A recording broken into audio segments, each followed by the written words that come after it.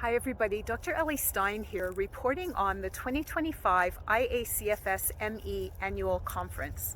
This is the 17th annual, and I'm pretty sure I've attended all but one or two of these conferences. The talk I'm going to share with you right now was the keynote by Dr. Ziyad Al-Aly, one of the leading long COVID researchers.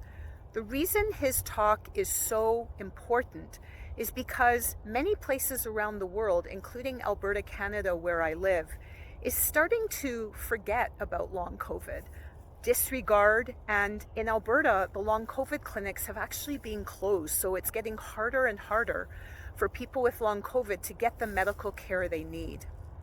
Dr. Al-Aly talked about how prevalent long COVID is. 400 million people at least have it, and how serious it is, with significant symptoms lasting more than 2 to 3 years. In addition to the typical symptoms of ME, the fatigue, the post-exertional malaise, the brain fog, the unrefreshing sleep, people with long COVID are also more likely to have cardiovascular symptoms like heart attacks, neurological symptoms, a vast number, and also metabolic symptoms like high cholesterol and even higher risk of diabetes. Now, in his talk, he mentioned what are the 6 leading contenders for what's happening at the cellular level, so the mechanisms of long COVID, and here they are. Number 1, viral persistence. Either the virus itself or some components of the virus remain in the body, causing the body's immune system to keep reacting, and that leads to the second common finding, which is of immune activation and dysregulation. There are abnormalities in the microbiome.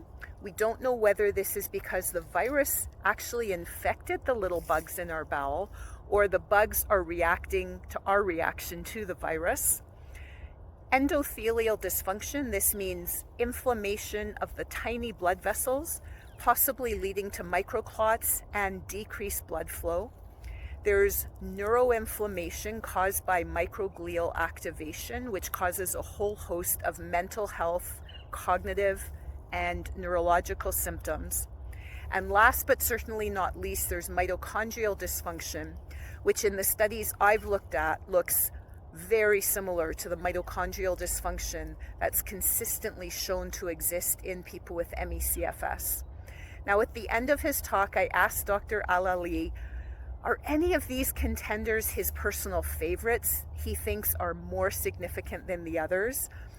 He, I think, could run for politics very successfully because he talked for several minutes and in the end really didn't answer the question. He said all of them are important. He wouldn't want to rule out any. Perhaps for different people, different of these mechanisms are more influencing their health than others. We know in long COVID and ME, of course, there's a ton of inter-individual variation. So there you have it, hot off the press, the 6 leading contenders for what is happening at the cellular level of long COVID.